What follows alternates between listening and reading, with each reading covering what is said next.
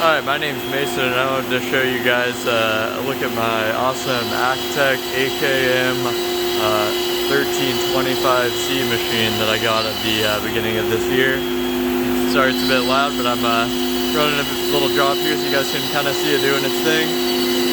You can see we're cutting out some 3D guns here. This is the first 3D tool path I did on the machine, and it's had no problem with it at all. You can see it's going pretty good and quick here, making some deep cuts. And yeah, we've got the dust collector and vacuum stuff over here. It's worked out really well. And it is an awesome machine. I couldn't be any happier with it.